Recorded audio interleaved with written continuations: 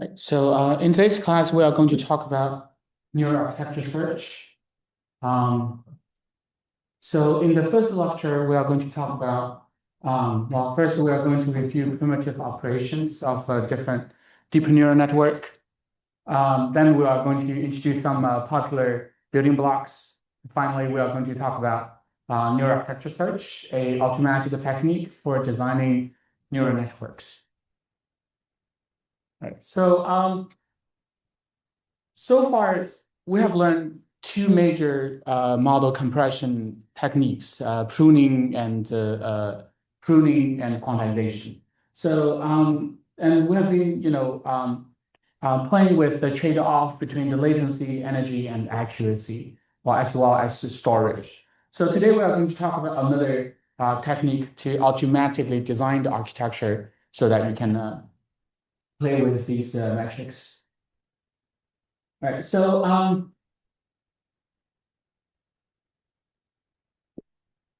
first we're going to talk about some of it's actually a review because we introduced all these basic blocks in the first lecture.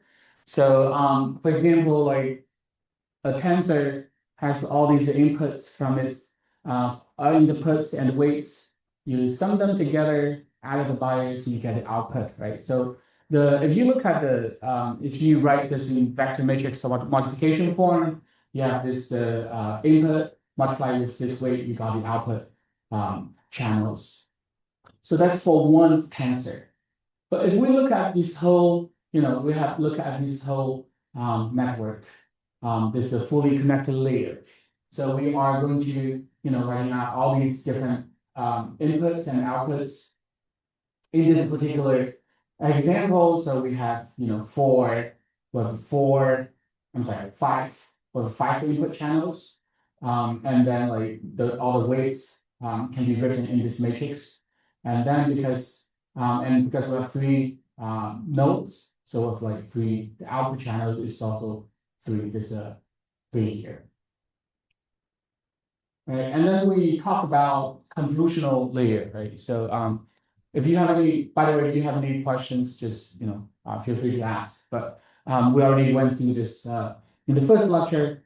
So if it's a convolutional layer, so this is the input feature map, this is the output feature map, and this is the input feature map channel size, channel dimension. And we know that for any of this kernel here, this kernel is going to perform a convolution operation with the input feature map, right? So each of the kernel here, 1, 2, 3, 4, 5 channels. Each of the kernels here is going to do convolution with its corresponding input channels. And then yes. Oh.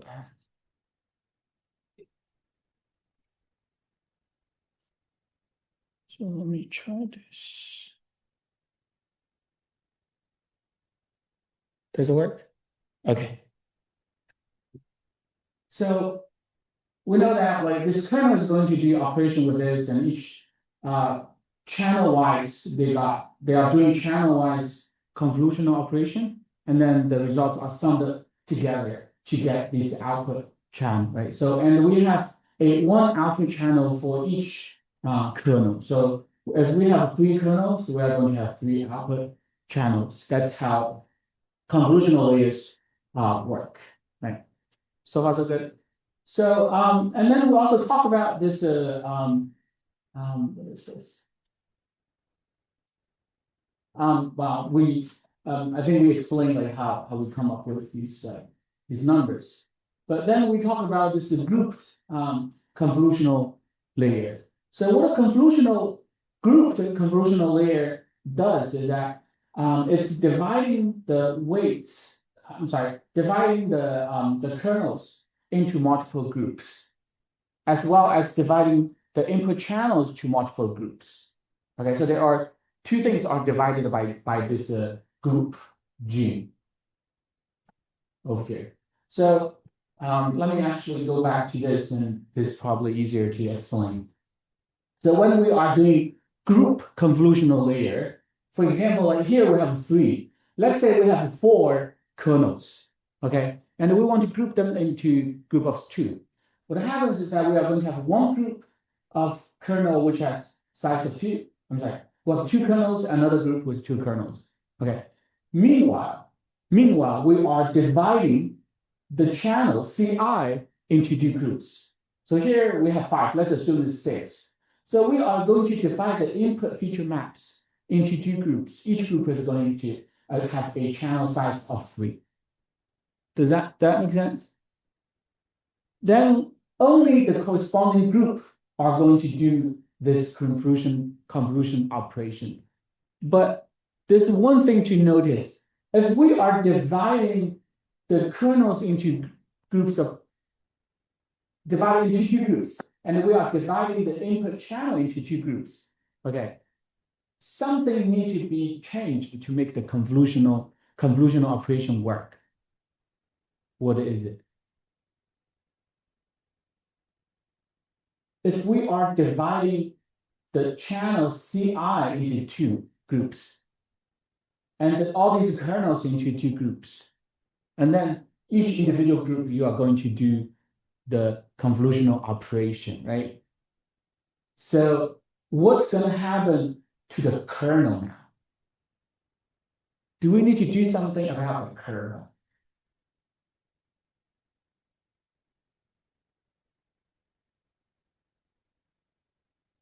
So let's say like we have a group of, two kernels. And this one, we are going to divide the feature map into two groups. Do we need to do some modification to the kernel? No? Kernel, decrease the kernel channel. So the channel of the kernel. Because if you are dividing the input feature map into two groups, each group is going to have Ci divided by two channels, right? And then you want to do convolutional operation with the kernel, but kernel now still has a Ci channels. That's not going to work. So the channel of the kernel is also going to divide by two. Does that make sense? So what that essentially does is actually reducing the current. We divide by them into groups, but also we are reducing the size of the kernels. Does that make sense? Okay. So we are dividing the input feature map as well as the kernel channel, as well as the number of kernels. All good. And in this way, we can actually it significantly reduces the computation. That makes sense. That's how this group convolution works. But then like let's keep think about this. So once you do, using half of you only need like half of the kernel size, half of the feature map, and then you do convolution, right? So, and you are doing this individual computation within this group, and then you are doing convolution for another group. Now these two groups, they are totally separated, right? What's the drawback? Now, compare with this full convolution, what's the drawback of this grouped convolution?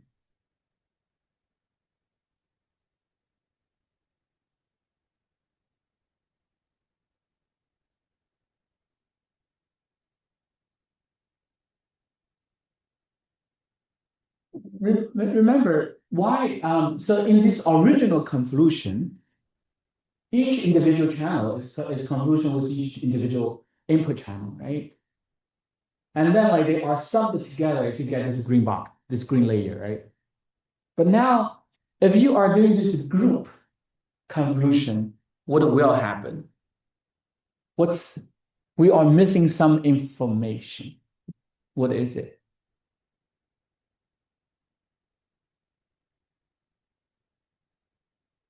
Anyone? Well, we cut things a lot. We cut a lot of things, right? So, but what do you think is the most important thing that's missing in this scenario.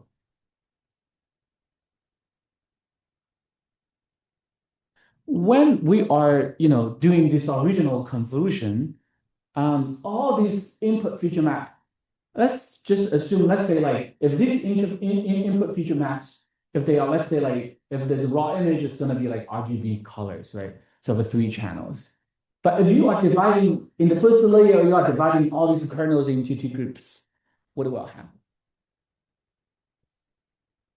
Yes. You lose channel depth, so you might not have that same RGB. So for each individual kernel, you are only convolute with half of the channels, right? Let's say like you only convolute with red and green. So basically, for that kernel, it loses the convolution with the blue. Does that make sense? So you are losing this fusion information fusion across all these channels.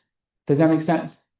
So remember that, because later, when we are talking about the design of the architecture, we will have other techniques to actually compensate for that.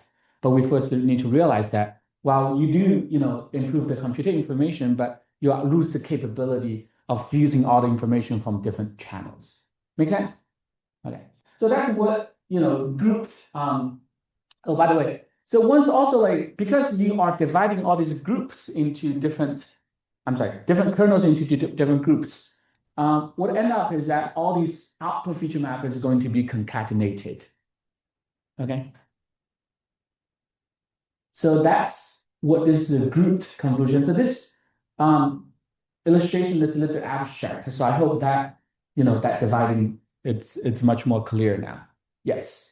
So even though we concatenate the outputs at the end, we're still losing accuracy because we're not doing the convolution on both the groups. Is that right? We are losing the information because for each, well, when you are concatenate to half together, right? Right. But for each half of them, you only get the information from half of the channel. Mhm. Right. So for that half, you are not getting information from the whole channels, all the channels. Does that make sense? Yeah, because you're not convoluting them together, Yes. so you're not building that like information. Right. Right. Okay. Right. So you are only fusing the information like half and half. Okay. But not like all of the input channels. Yeah. Okay, so that's group conversion. So of course, like the group, we can divide them into 2 groups, 3 groups, 4 groups, whatever you want. Okay. But one extreme, if we push this to the extreme, we can divide the channels to CI groups. What does that mean? That means that each individual channel is its own group. Okay.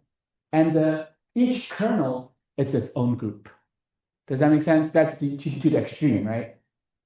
So that's called this so-called this that was convolution layer. So we are so this is the input channels and all these different color.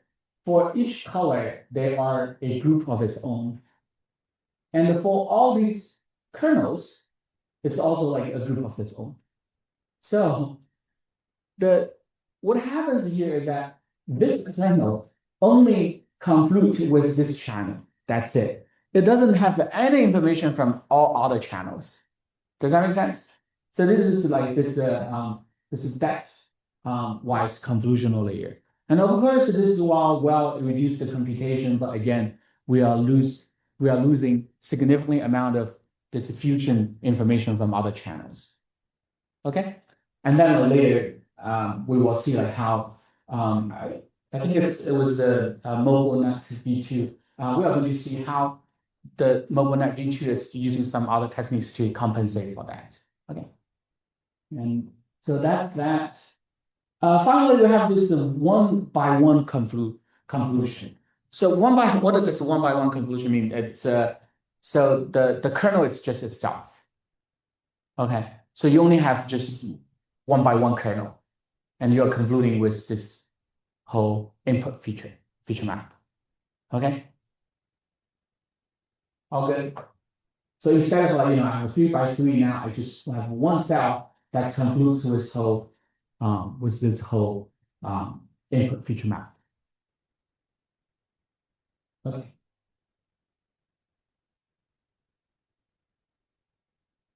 All right. So these are all these primitive operations. Now we are ready to kind of like build W2 blocks. Okay. So this is a ResNet 50. This is a bottleneck block. The input here, output goes here. So the input is a 2048 dimension input feature map. Okay. And then like this one is going through a 2448 1 by 1 convolution layer, and the output is 512. What does that mean? So the input feature map has these channels. Okay, well, you have 2048 channels, and all these channels is going through with this 1 by 1 convolution. And remember, well, this 1 by 1 convolution is its original convolution. It's not doing this group. It's not doing this stepwise.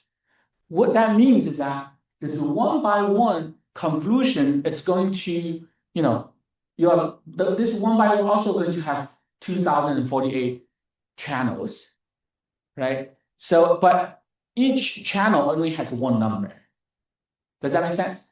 And that one number is convolved over this whole input feature map. All good so far? But then because it's doing original convolution, what essentially it does, it's doing simply multiply, but also it's going to sum all these results across all these input channels. Does that make sense? So far, is everyone still? Okay, so what it does is that it convolutes, like I have 2048 channels of input. Also, I have 2048 channels of 1 by 1 kernel. Okay, and each of them, the corresponding channels are convoluting with each other, and you sum everything together, you got one output feature map. Right? Does that make sense?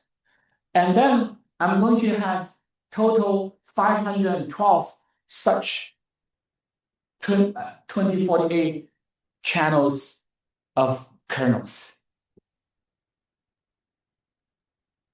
I hope that's not too confusing. So we know that, well, okay, let me see if I have them. Do they have a marker? Anyone has a marker by any chance? Yeah. Okay, great. Okay. Okay.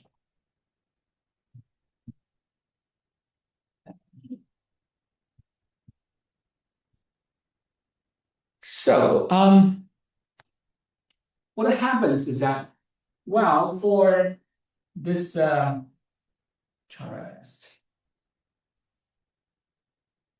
so let's say this is the input feature map.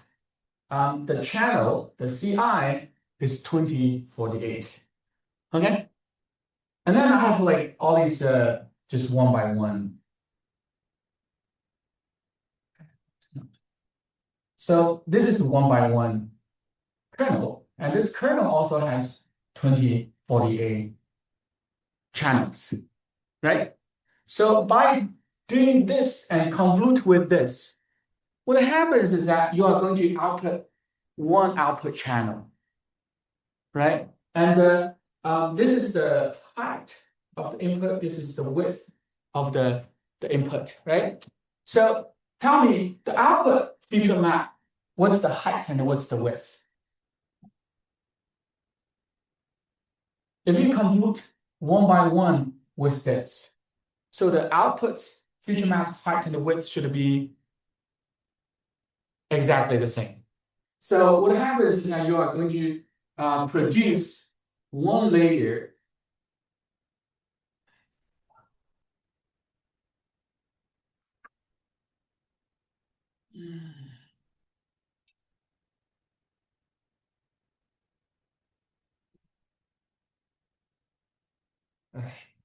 so we are going to produce one layer, which is W O, which equals to Wi, and height O equals to height of input feature.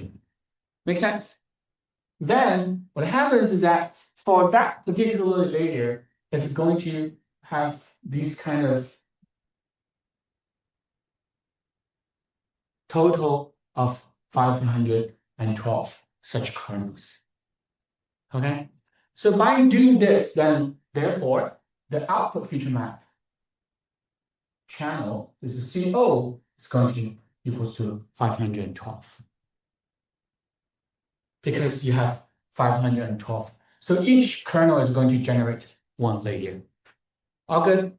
All good. So in this way, what essentially this one by one kernel does is that it's pretty much just sum, well, you convolute with that layer and then you sum all these CI together to get one CO. And this kernel is also going to convolute with, you know, all these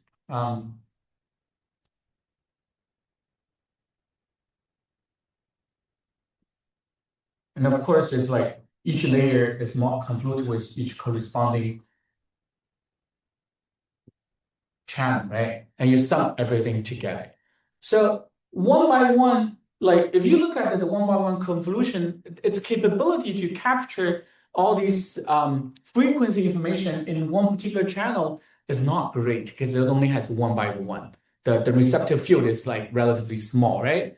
But its capability of fusing information from multiple channels is great because that's pretty much what it does. Does that make sense? So by combining these kind of one by one convolute layers with the depth width convolute layers, we can achieve both, you know, doing the convolution, get to the receptive field, as well as fusing the information across multiple channels. Does that make sense? So a lot of there are several generations of network was using this kind of idea. Okay, make sense? Okay. All right. So therefore, this particular green box looks like a mux, but that is essentially what it does here. So therefore, by doing this, you are essentially reducing the number of channels from 2048 to 512. Okay, and then you are doing this, you know, 512 to 512. 512 to 512 to 512. So this is kind of like just a normal convolution, right?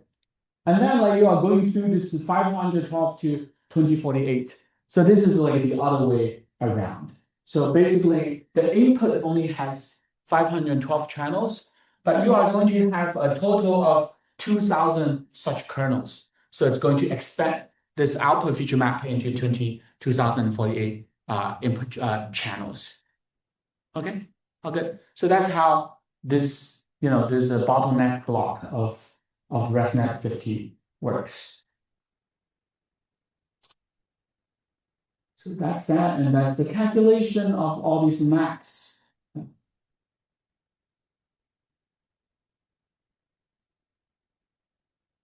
So if you compare this with just a you know 2048 normal original full convolution, that's how much computation you can reduce. Okay, so this is original standard 3x3 and this full convolution.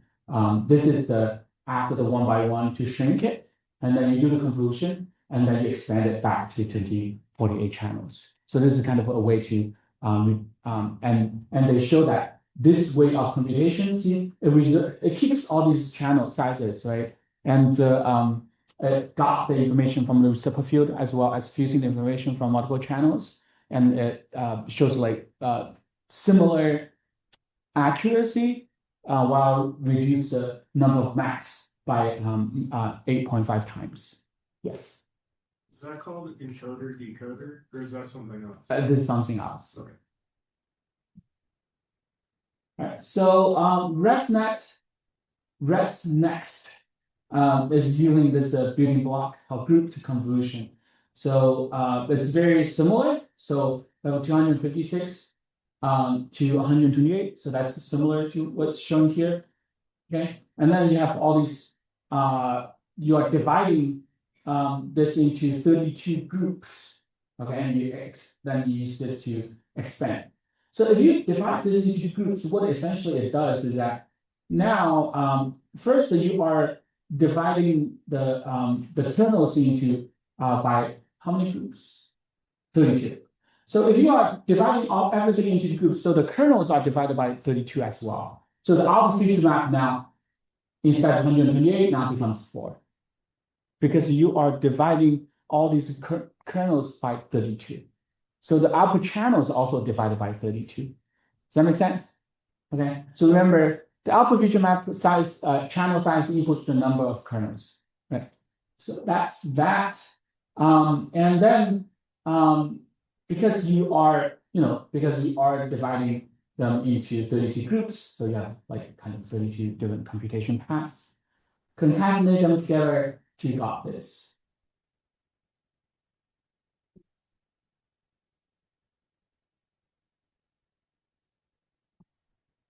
So you can you can expand them back to 120, 256, and then you concatenate them together. Oh, so this is the mobile net.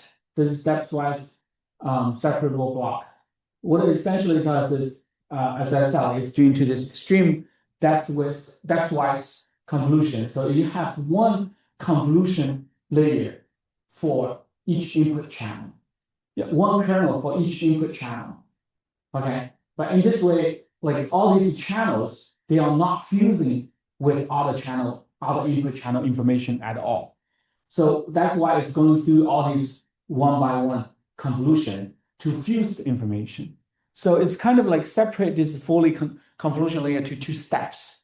One step is doing this, receptive field computation. The other step is responding for fusing the information. Okay, makes sense. And the reason they do this is this reduces the number of ops while still maintaining relatively good this expressive power of the network, because you are fusing the information and got the receptive field information. Okay. So what it says is using this stepwise to capture the spatial information. This is receptive field, using this one by one to fuse or exchange information across different channels. Okay. What is this? So this one shows, well, this n channels going through the one by one conv, expand this 6 times. You are doing this 3 by 3 depth-wise convolution, then you got this, and then you shrink it with this one by one conv network. Again, it does this comparison. What it says is that if it were just the original 3 by 3 full convolution, this is the number of ops. And if you do this, you increase the number of ops a little bit.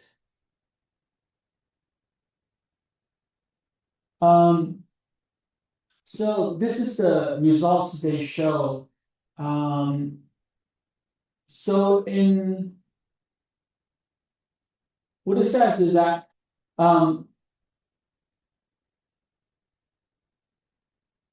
increase the depth-wise convolution input and output channels to improve the capacity.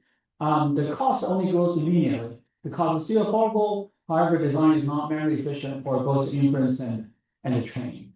So they showed like the inference and training comparison between this ResNet, original ResNet versus the mobile net.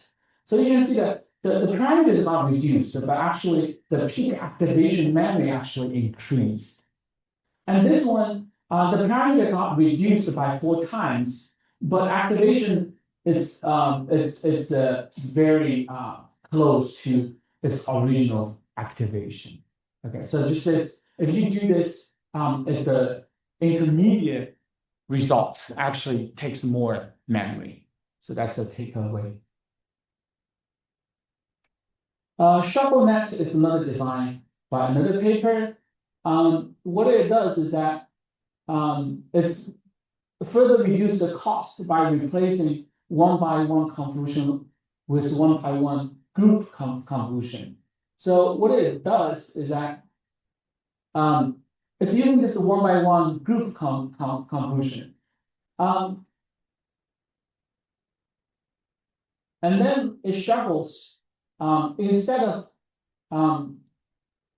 because if you think about it, for one by one, so this convolution over here, this one by one convolution here, it's original convolution. It sums the information across all these input channels, right? So what this paper does is that, well, even for this one by one convolution, it's divided into grouped convolution.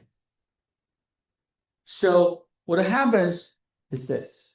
So, well, now instead of like this full convolution for even this one by one convolution, it's dividing into groups. And again, each group only convolutes with a subset of the input feature map, right? But that beats the purpose, because the purpose of our one by one convolution is trying to fuse the information across all these channels. If you are doing this group convolution, is it beating the original purpose, right? Because we're losing the information exchange again. Does that make sense? So to compensate for that, well, of course, the benefit is that we are further reduce the max, the operations, right? But we are losing the fusion information. So what this paper does is that after you do this group convolution, you are shuffling the feature channels across this. So for every times after this stepwise convolution and this group convolution, you are shuffling the feature channels, regroup them. So in this way, you are trying to exchange the information. Does that make sense? Why this will help? Because once you exchange like this red, green, and the blue, they are from 3 groups, okay? And then you shuffle them, it becomes red, green, blue, red, green, blue, red, green, blue. Okay. So once you pass this red, green, blue to the next iteration of the computation, the red, green, blue, both the red, green, blue will have the information from these channels. They got fused. Does that make sense? So again, the purpose is to reduce the MAC while still maintaining relatively good performance. Yes. Is the shuffling random or is there's an order to it? Good question. I think it's you are getting, for example, like red, green, blue, you are getting one channel from each group. Right, into a new group. But within each group, I think it's random. So like out of all these green channels in this green group, you can pick any one. So I think that the randomness will help with the information exchange, right? Yeah. Okay. So that's kind of just how people are trying to push towards the efficiency to maintain the accuracy. Finally, this transformer attention hat. This is this scaled dot product attention, right? So I hope you are familiar with this attention head by now. It's the basic blocks of all these large language models. So it was published in this 2017 paper. This attention is all you need. What it means is that like we don't need all this convolution. We don't need all these recurrent neural network. We don't have all these long-term, short-term memory network. Attention is going to replace all of them. That's what it meant, and it did. So what this attention head does is that, well, I have for each, so when you have a input, so we know that when, like right now for all these large language models, when you are entering a prompt, and the prompt is going to be tokenized into multiple tokens, right? And when each token comes to this attention head, what it does is that the token is going to multiply with one of the weight. So it's going to multiply with the query weight, key weight, and the value weight. So what that happens is that the token is going to be converted to a query vector, a key vector, and a value vector. Okay, so remember every token is going to have a Q vector, key vector, and a V vector. Okay. And then what it does is that it's doing all these attention. So this is the self attention. So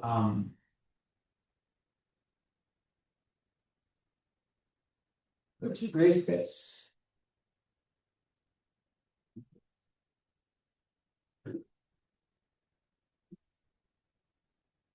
Because this is a self attention, what happens is that, wow.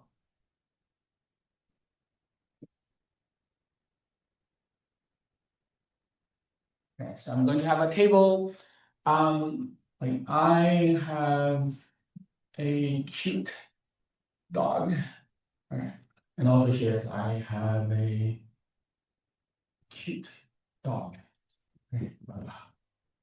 So each character, wow, let's just assume like each word is going to be tokenized into one token.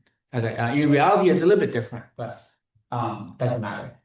So once you are tokenized this, and for basically for each token, you are going to have a Q, V, and K. Does that make sense? Okay. So when you are doing the attention, basically you are calculating the attention amount all these pairs, and apparently you are filling out all these cells. Make sense? And for each cell, how does it work? For example, like let's say I and half, like this two token. How do you get the value here, right? So so what happens is that you are perform this scale dot product attention function on each of these project version of QKV in parallel. Concatenate the output values. That's from multiple head. So basically, for each attention, you are doing this operation over here. You are doing query from, for example, like the ice query is going to come do the attention with half scheme, and you are doing this, and you're going to do the scale. Scale essentially is this square root of dk. This is for to solve the gradient vanish problem, and then you are it is optional mask doing the soft max of all these values, and finally you multiply that with the V to get the output token. Okay, so that's the basic block. If you look at this, this is like all these matrix multiplications. So this is kind of the attention map. This one says, I bet the video game is a lot more fun than the film. And period. Okay, then you are going to get different attention values. So for example, like, let's say here I and this is a lot means that they are more related. They pay attention to that token. Okay. And then like this multiple head means that like this attention actually you have multiple versions of this same thing. They have different weight, but the computation is exactly the same. And then you are with the final results, you have, because you have multiple heads, the multiple heads are going to concatenate the output value together, and then you have another matrix to project the output value again, result of final value. So right here. So multiple heads are going to be concatenated together and then multiply with another matrix to map to this final output. Okay. So that kind of shows you the whole process. So this is like just a very basic building block for attention. So now we talk about, we just review. Takes longer than I thought. So we review the primitive operations. We review some of the classic building blocks. What this lecture is really about is, well, how do we use these primitive operations and all these classic building blocks and ask the algorithm to automatically search, how do you connect like Lego, like how do you connect all these Lego pieces together to give you the best network? So that's what this lecture is really about. Okay. So what is NAS? And NAS consists of three, components: search space, the search strategy, and evaluation. So it's not shown here. So in today's lecture, we are going to talk about the search space and the search strategy. In the second lecture, we're going to talk about the evaluation. So let's see, first, what is NAS anyway? So the goal, of course, instead of using, all these human engineers, we want to use the algorithm to, search all these things. How do you connect? So this one basically says, well, for the same data set, different ways of, designing the network actually will give you this trade-off of accuracy and of max. This one illustrates the overall idea of NAS. We designed a search space. I have so many options here. Out of all these options, give me the best connection of all these basic blocks. That's what it means. Well, then you have like search, right? Different search algorithm to search. And then once you find a architecture, find one particular example, you need to evaluate, like see if the example is really what you want. When we say like, find me a good architecture, what is good, right? A good can be, simply if you just look at the accuracy of the network, then the higher the better, right? Or not necessarily accuracy is the only thing that you are concerned. You probably wanted the network to be accurate and small, right? So that you want both, right? So those are all different ways of evaluate what is a good network, okay? So these are three different components. So we're going to go over them one by one. So first, search space. Search space is essentially a set of candidate network architectures. So there are different, ways of doing this. Essentially, different research papers going through different approach. Cell level and network level. So for cell level, you have this paper, learning transferable architecture of scalable image recognition. What it does is that it defined these two basic blocks, one called normal cell, one called reduction cell. These two blocks are predefined by the author. Okay, they find out, they will work very well. So it says like for the input, it defines the space as this. So the image from here, there's a 3x3 2 convolution layer is fixed. Then there is a reduction cell, there's the N cell. But for the cell, you can repeat this cell for N times. Reduction cell, normal cell, reduction cell, normal cell. And then you are trying to find, what is the N size. So what it does using what it does to search, all these what it does is that for a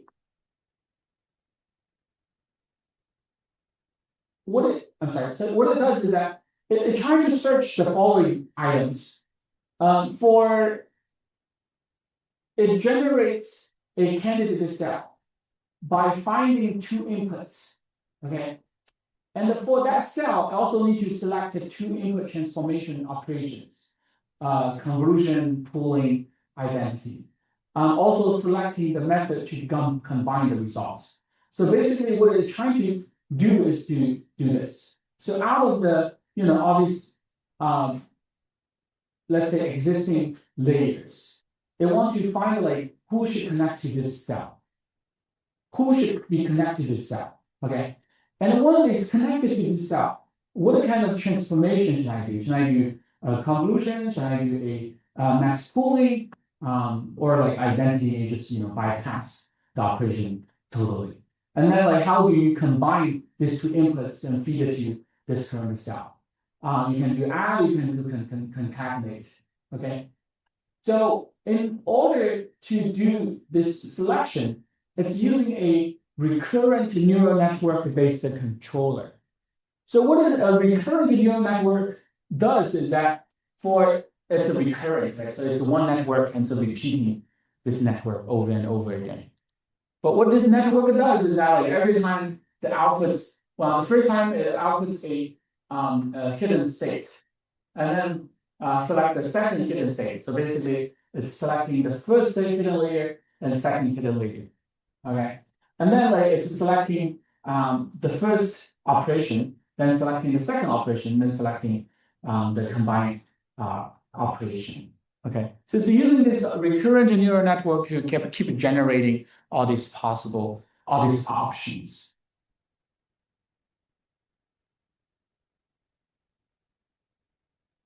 So assuming that we have two candidate inputs, n candidate operations, n potential operations to combine them, what's the size of the search space? If this one has B layer, right? So you have B layer.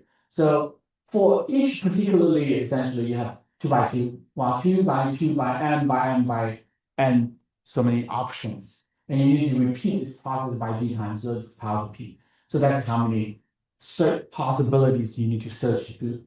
And you just assume m is 5 to 5, we have total 3.2 by 10 power to 11 candidates in the whole search space. So that's quite big. So cell search usually is quite time consuming.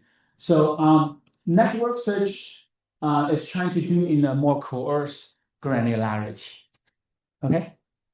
So what it does is that, well, it also already have this pre-designed network architecture. It has this bottleneck block we just explained. This bottleneck network explained. What it searches is simply the depth dimension, the channel dimension of that bottleneck block. For example, the option here is 1, 2, 3. You pick one, you can pick 2, 2, 3, 4. You predefine a set of possibilities and just select one of them. Okay, that's what this page does.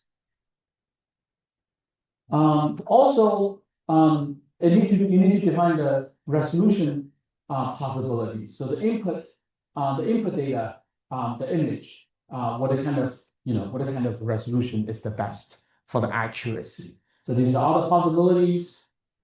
You can also you can define this fully connected dimension here. You can also search the kernel size.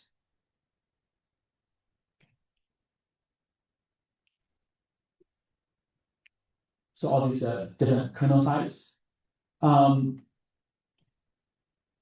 So this All2D lab is another paper, and what it search is this topology connection. So this paper is different from this paper. It's just a different. So in this paper, what it looks at is this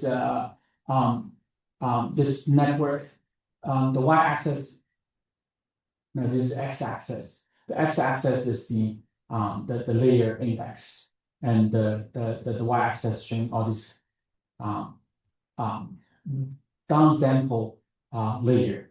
So basically, you have all these different possible paths from the beginning to the end. So you are simply trying to find one possible path from the beginning to the end, right? So what's interesting is like when the author basically says, well, if you look at some existing manually designed network, for example, this deep lab V3, this deconvolute network, and this so this is for this is for segmentation. This is for the UNet-like network architecture. So what it says basically says, well, if you look at all these manually designed network, they are essentially a subset of all these possibilities, right? So what it says is like basically, well, instead of using manually design all these possible paths, they're trying to find, out of all these paths, automatically search with path will give you the best segmentation performance.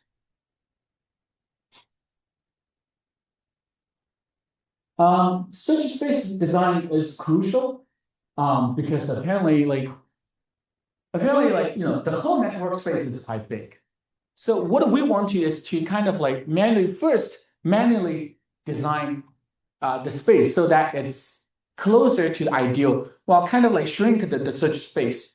But we also want the search space to be able to contain the optimal result, right? So manually, basically, to shrink this space to a smaller space so you can search less with our empirical knowledge. Okay. So this talks about this MCU net. It's another mass paper that's trying to search network for microcontrollers. So you can see that memory is important for TinyML. So it's not just defining the all these operations, but you also need to define the memory usage. So what's the takeaway here? So what it says is that the memory is really important because apparently microcontroller has very tiny bit of memory. So the memory is 16 giga, 4 giga, and then 320 kilobytes. And this one is only 1 byte, the store, and 1 megabyte. Okay. So, and you can see the huge, gap between this microcontroller with all these existing networks. And this one says, well, they designed all these different search space. Each item here is the width and the resolution. Each item here corresponding to one of the line. Okay. And one line is one design space. What it says basically says, well, if I define the search space as this, okay, and I'm going to search all these networks within that space. What I find out is that, well, out of all that network with the space I defined, the y-axis is this cumulative probability. And this x-axis is the flops. What I find is that, well, if the flops for this space I designed, only that many of networks exceeds the accuracy of A. But if you design a space like the red line over here, then I can find a more, well, some of them, of course, is lower than A, but I can find a more, I can find a more networks have higher accuracy. So basically it says the way that you manually define space really matter. And for microcontrollers, larger flop usually will give you larger model capacity and more likely give you higher accuracy. So we should define the search space in such a way that it fits to the memory, but should give you more flops. Basically, that's what it says. So it says like their space, they define this search space to achieve the best accuracy. So this is ResNet. This is the network they find. So that talks about the search space. So next we want to talk about the search strategy.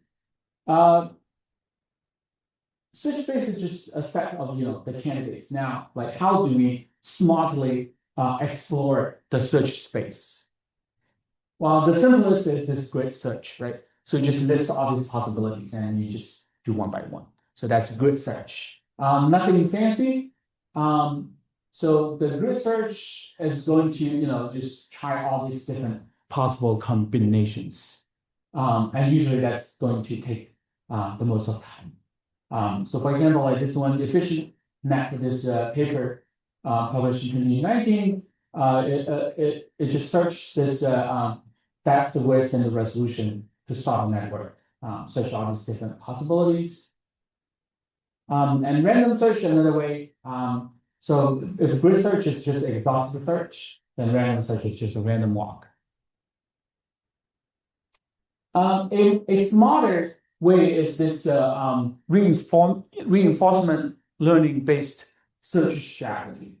What it does is also like using this RNN controller, very similar to what we mentioned earlier. What it does is that while it's using a RNN network as the controller, recurrent neural network, and then like for this recurrent neural network, for each iteration, it outputs one of the possible design choices. For example, like the number of filters. Okay. So it's not like generating, say, let's say like a 3, 5, 7. So the output of this layer is not like I want to use which layer.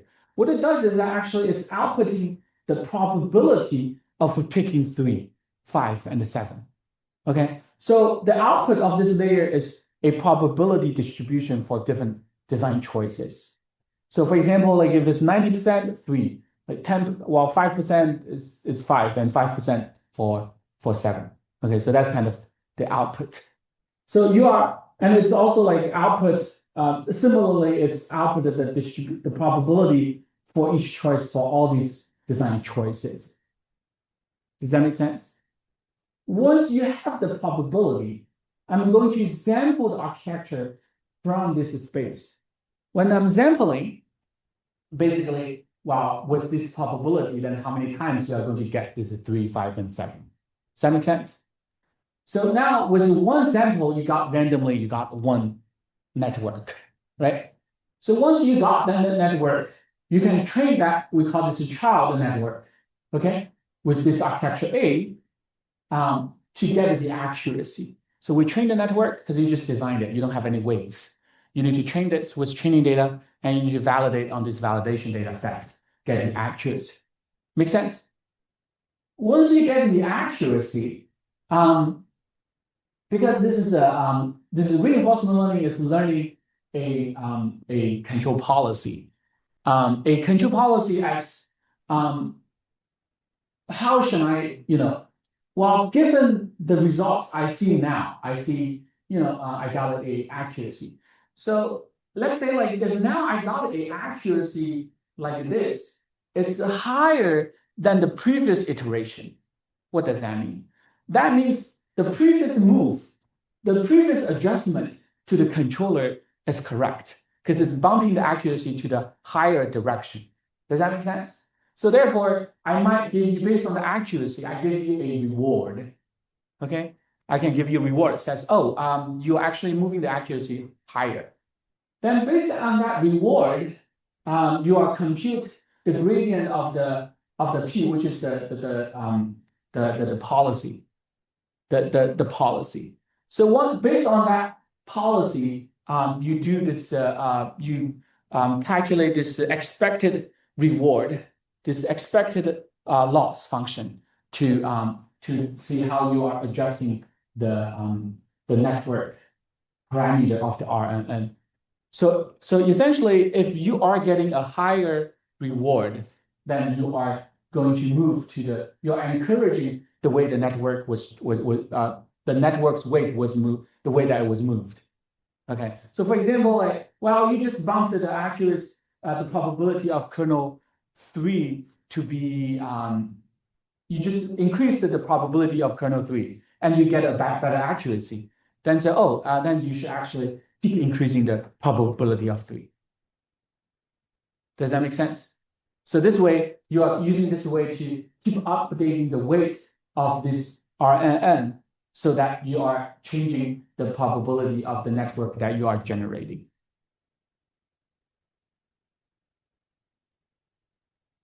All good? So, if you want like really know all this math, we always have the paper listed here. So once you can, generate that, so this way kind of like, encourage you to be this network to be trained towards the correct way, then like you got a better, you have a better chance to get the good network. Right, so that's that. So another way is this gradient descent based. So instead of using reinforcement learning, which is using this expected reward function to do this, so we do this this is gradient based. This darts paper. So what it does is that so for block 0 to block 1, I have 3 possible connections, but I don't know which one is the best. Or I don't know even like, do I need this connection or not, right? So what it does is that it's connecting all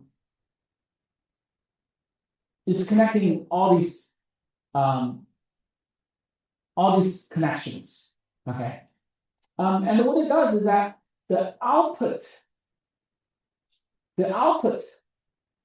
well, I'm sorry. So, well, if you do connect this, and then like, you are going to select the network is going to select either one of these connections. Well, either 0, 1, 2, or 3, all 3 of these connections, right? So to connect to the next block, right? And then the same for the 3, I need to pick either 0 or 1 or all the way to 9 connections coming to this block 3. Does that make sense? So then like if I just simply calculating, if I just treating this as a neural network, and I want to calculate the loss to do backward propagation, to use this so-called like gradient descent way of, to this, there's a problem is that the selection operation, which is, I select one of these or many of these, is not differentiable, right? Because it's a selection operation, there's no gradient. The gradient is 0, right? So there's no way that you can train to such a network.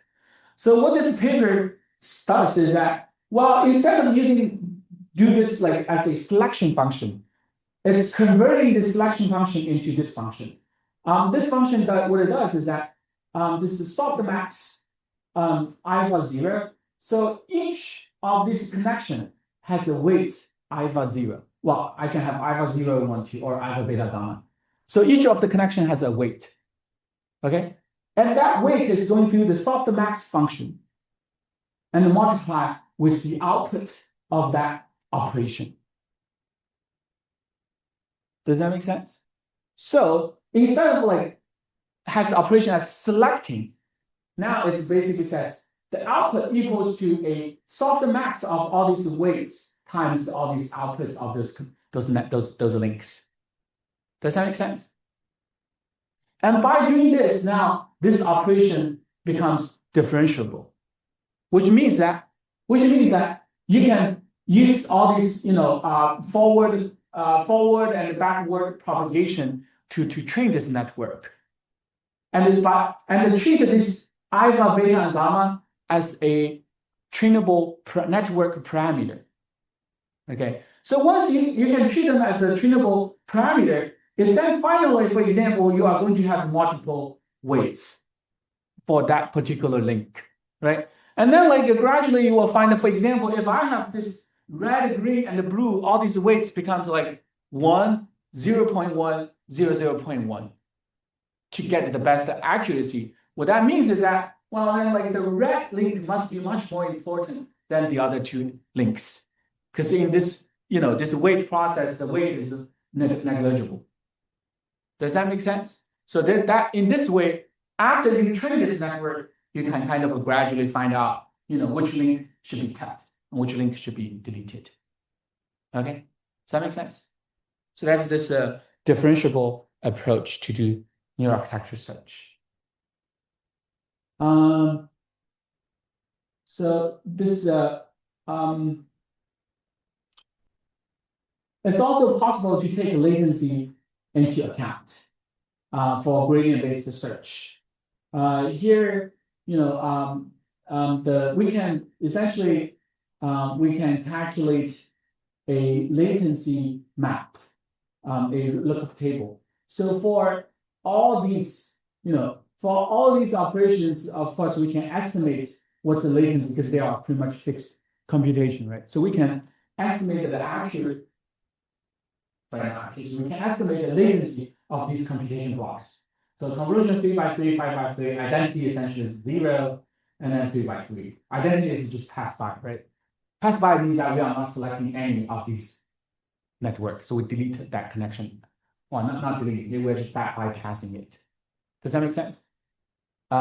So, well, if you treat this network, you got this alpha, beta, gamma, and all these parameters, and if you can estimate the latency of these links, then you can also get a expected latency out of this network.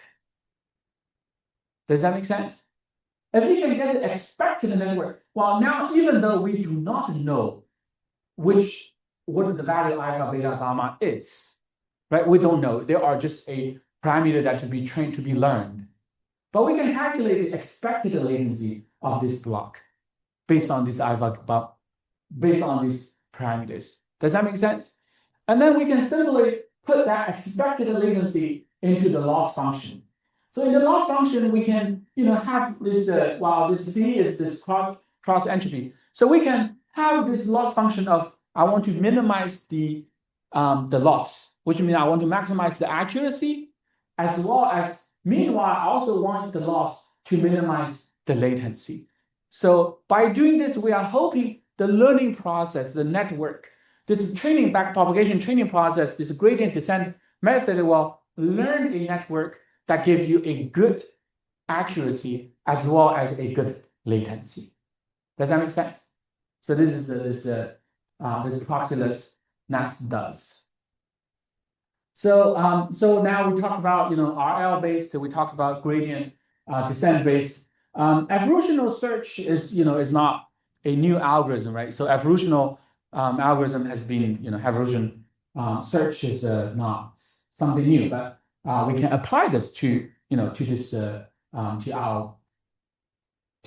this search problem.